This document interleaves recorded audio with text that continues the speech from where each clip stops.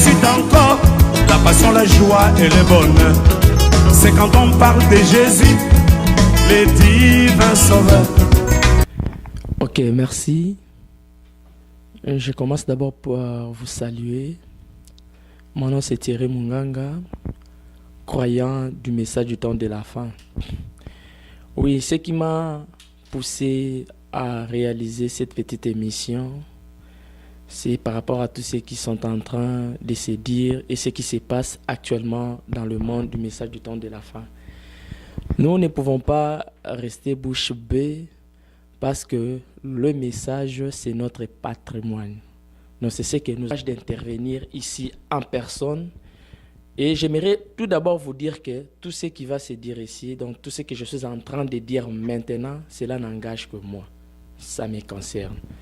Donc ne mettez pas ça sous le dos d'une église ou d'une autre personne. Non, c'est moi.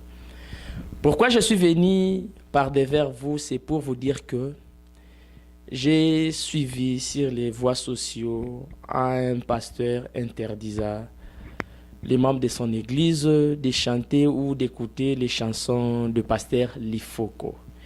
Par rapport à la déclaration qu'a fait le pasteur Lifoko du ciel.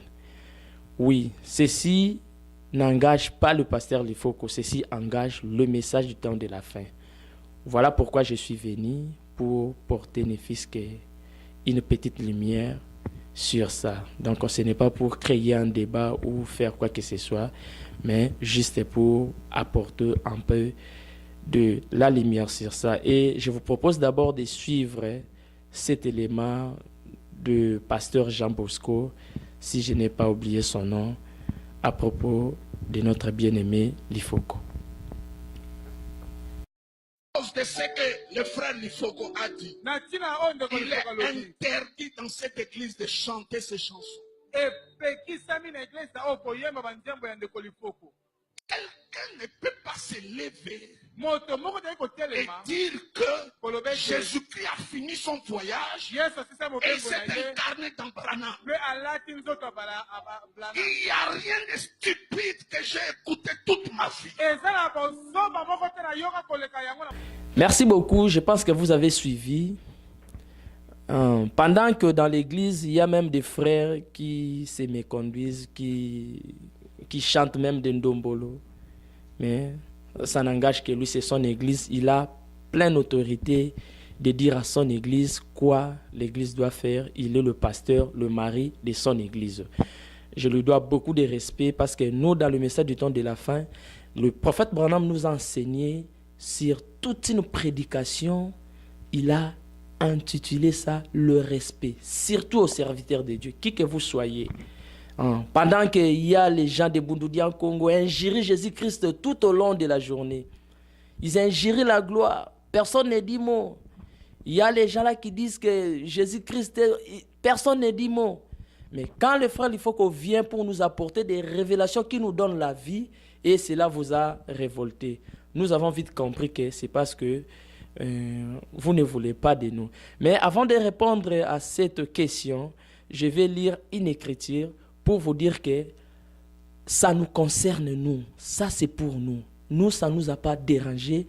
Ça vous a dérangé. Pourquoi? Parce que ceci, vous n'avez pas pu les digérer. Donc, c'est comme vous prenez un bébé, vous lui donnez du foufou, un bébé de 1-2 jours, pendant que son estomac là ne peut pas digérer la nourriture dure. Donc, c'est ça qui a fait qu'il y ait des troubles parmi vous. Je vais vous lire une écriture aussi dans la Bible qui dit à propos de ça. Je suis sur Matthieu. Ok. Oui, je suis sur Matthieu 15, verset 21. Je vais vous lire, vous allez comprendre que il ne faut pas s'ingérer dans des problèmes qui ne vous concernent pas. Peut-être vous allez souffrir par rapport à rien. Ok, je lis ça. La Bible dit ceci, Matthieu 15, 21. Jésus étant parti de là, se retira dans le territoire de Tyr et de Sidon. Et voici une femme cananéenne qui venait de ces contrées, lui cria « Aie pitié de moi, Seigneur, fils de David. Ma fille est cruellement tourmentée par les démons. Il lui répondit pas un mot. Et ses disciples s'approchèrent et lui dirent avec instance, renvoie-la car elle crie derrière nous. Il répondit, je n'ai été envoyé qu'aux brebis perdues de la maison d'Israël. Mais elle vint se prosterner devant lui en disant, Seigneur, secours-moi. Elle répondit,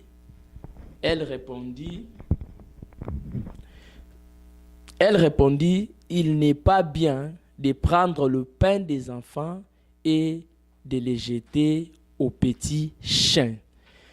Ici, qu'est-ce que nous voulons dire? Le message du temps de la fin, c'est un domaine privé pour nous les aigles, nous. Ce n'est pas étonnant aujourd'hui, tout le monde se donne le pouvoir ou le luxe d'être appelé aigle. Or, à l'époque, quand nous, on disait que nous sommes des aigles, cela a été un sujet tabou. Et d'ailleurs, vous nous disiez que votre aigle là de Shekinah, tabernacle, il quitte là, il vole la nuit, il part piquer les yeux d'autrui là-bas. Et les branhamistes sont des sorciers. Voilà pourquoi ils utilisent de l'aigle dans leurs églises. Aujourd'hui, tout le monde se dit aigle. Pourquoi? Parce que vous avez compris, Branham a apporté cette révélation-là venant de Jésus-Christ que nous sommes des aigles. Aujourd'hui, tout le monde a compris. Oui, nous ne pouvons pas vous retirer, c'est un droit. Prenez ça, vous êtes des aigles, mais je ne pense pas parce qu'un aigle mange la nourriture fraîche. Le faucon du ciel étant un aigle, quand il monte dans les sphères pour prendre la nourriture fraîche, il ne vient pas avec cette nourriture-là pour donner au corbeau ou je ne sais pas moi. Non, il apporte cette nourriture-là qui sont des révélations dans ces temps de la fin pour nous les aigles. Voilà pourquoi quand nous avons reçu cette révélation, ça ne nous a pas troublés. Ça a plutôt troublé les dénominationnels. Ils ont peut-être eu peur de dire qu'il faut quoi dire Branham est Dieu. Oui. Mais pourquoi vous refusez ça? Que dit la Bible? L'apôtre Paul et Barnabé, les chrétiens qui les entouraient, ils ont entendu, ils ont vu. Qu'est-ce qu'ils ont dit après tout cela? Vous comprenez? Oui, nous sommes des dieux. Avant d'avancer, Branham a manifesté Jésus-Christ d'une manière extraordinaire. De manière que même Tommy Osborne, le père des pentecôtistes, il a dit non, ce que je vis en Branham, c'est Jésus-Christ marchant de nouveau dans un corps humain. Je vous propose de suivre un peu Tommy Osborne et puis nous allons continuer. Merci beaucoup. Je peux bien vous raconter des histoires amusantes là-dessus. Cet homme tire la petite fille à son côté, comme un père, et si gentiment il dit aux gens, il dit, s'il vous plaît, inclinez vos têtes tandis que nous prions pour l'enfant. Ainsi on l'a fait. J'étais prêt à commencer les bruits. Je vous assure, il devrait avoir besoin de moi. C'était un sérieux problème. Je ne m'étais jamais attaqué à un démon de sourd et muet. C'était un défi très sérieux. Vous pouvez imaginer combien mes batteries devaient être mises en marche. Waouh, quelle affaire sérieuse. Cet homme, je n'ai jamais oublié sa prière. Une prière calme mais ferme. Il dit, toi démon, esprit de surdité, je t'en conjure au nom de Jésus-Christ de Nazareth, sors de cet enfant et ne rentre plus jamais en elle. Silence. Wow. Émerveillé. Et j'étais au froid. Nous allons travailler sur cette affaire maintenant. Et vous savez ce qu'il a fait après cela? J'étais si choqué. Il a dit, audience, vous pouvez lever vos têtes maintenant. Le démon a quitté l'enfant. Et elle va bien maintenant. Je me suis dit, mais comment le sais-tu? Mais nous n'avons même pas encore fait de bruit. Oh, Et l'enfant était guéri. J'ai vu Jésus dans cet homme. Faites-moi confiance, mes amis. Cet évangile est vrai. Et quelle est la portion de sa grandeur en toi? Élargis-le.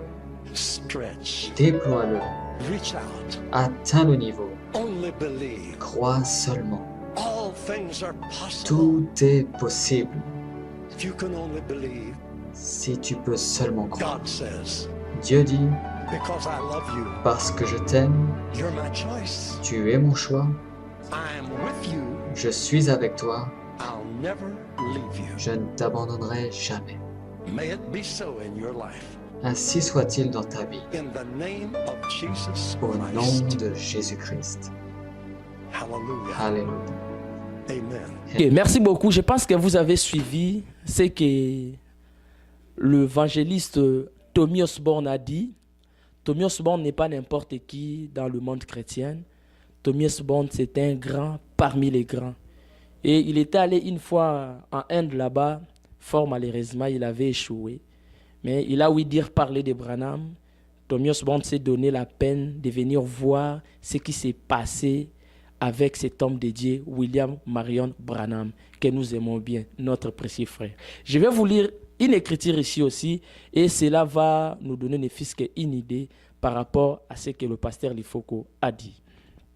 Nous sommes sur nous sommes sur Acte 14, je vais lire en commençant par le verset 11.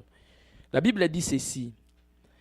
À la venue de ce que Paul avait fait, la foule éleva la voix et dit en langue lycaonienne, les dieux sous forme humaine sont descendus vers nous. Et ils appela Barnabas Jupiter et Paul Mercure, parce que c'était lui qui portait la parole. L'Esprit de Dieu en nous ne nous rend pas différents de Jésus-Christ qui est notre Dieu. Et pour vous dire, entre William Branham et Jésus-Christ, il n'y a pas match. Là, nous ne discutons pas dessus. Donc, nous le savons très bien. Même si j'ai dormi profondément, en train de ronfler, même si même un soulard qui dormait sous les effets là, de l'alcool, quand vous les réveillez comme ça, vous lui posez la question, tel que nous là, qui est ton Dieu? Je dirais tout simplement, c'est le Seigneur Jésus-Christ. Et vous me posez la question, qui est Branham? C'est mon prophète. Vous comprenez? Mais pourquoi j'ai dit ça? Là, vous avez écouté, les gens ont vu ce que Paul a fait. Ils ont dit, des dieux sont descendus parmi nous. Le pasteur Lifoko a dit, Branham a terminé sa course. Oh, Jésus-Christ a terminé sa course, disons seulement en Branham. Pourquoi en Branham? D'où vient la civilisation? Nous le savons tous. Si vous ne le savez pas, c'est depuis la Chine, l'Inde là-bas, l'Orient.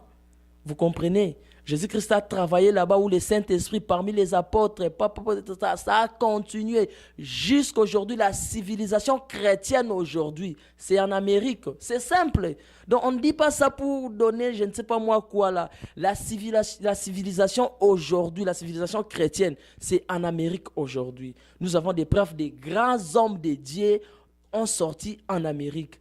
Ils ont sorti de l'Amérique.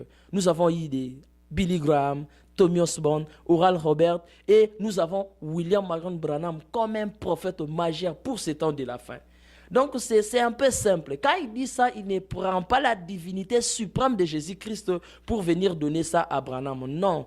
Quand je viens intervenir, c'est pour vous dire que peu importe ce que vous pouvez dire, refusez à votre église, pasteur Jean Bosco, de suivre le pasteur Lifoko. Ou les pasteurs Lifoko ne s'époumonent pas pour chercher qui vont consommer ou qui va faire quoi que ce soit. il est un aigle. Il reçoit les inspirations par rapport à ce que lui, il a cru. Il a cru au message du temps de la fin. Il doit chanter, il doit prêcher ce qui est le message du temps de la fin. Je l'aime bien parce qu'il ne fait pas de compromis. Et quand je parle ici, ce n'est pas parce que je les soutiens ou comment, non. Je les soutiens parce que lui, il soutient le message. Donc, je suis derrière lui, derrière toutes ces déclarations, parce que lui, il a parlé tout ce qui est message du temps de la fin. Ok. Merci. Ceci n'est pas étonnant. Ceci n'est pas étonnant pour Kolobé que je peux dire ça. Certaines personnes m'ont dit, Tala, même vos pasteurs Nabino Moussoussou, ils ont dit que Jésus-Christ Ndenzambe Nabiso, il faut que non. Nos pasteurs ont eu peur de vous pour apporter un peu des éclaircissements sur ce qui s'est passé. Mais fort malheureusement, vous avez encore, comment dirais-je, vous les avez mal compris. Voilà. Vous les avez mal compris. Vous avez pensé qu'ils étaient là pour combattre ou s'opposer à ce que le pasteur Lifoko a dit. Non, ce n'était pas ça. Donc, nous ne sommes pas étonnés de voir que ça vous a scandalisé. De rétorquer à ce que le frère Lifoko a dit. Tout ce que le frère Lifoko a dit, c'est la parole de Dieu, c'est pour nous, les croyants du message du temps de la fin. Et c'est une affaire privée, donc ça concerne nous, les aigles du temps de la fin. Alors, si ça vous a dérangé parce que vous avez essayé de mettre quelque chose sous la dent, et quand la chose est allée sur l'estomac, là, dans l'estomac, vous n'avez pas pu digérer cela. Hein, vous comprenez? Donc, c'est comme si, comme j'avais dit tout au début, là, vous prenez la nourriture, vous donnez ça à un bébé. Donc, nous sommes désolés. Nous ne pouvons que dire la vérité. Laisser le pasteur Lifoko tranquille. Et j'aurai l'occasion de parler avec lui. Je lui dirai, courage au pasteur, allez de l'avant. Je sais, plus tard, les gens viendront vous dire que non, pasteur, vous avez raison. Mais ça ne dérange pas. Que Dieu vous bénisse. Ceux qui ont eu l'occasion de nous suivre, c'est un peu que on avait pour vous dire. Que Dieu vous bénisse. À la prochaine fois, on aura quoi dire, peut-être en beaucoup de heures. Merci beaucoup.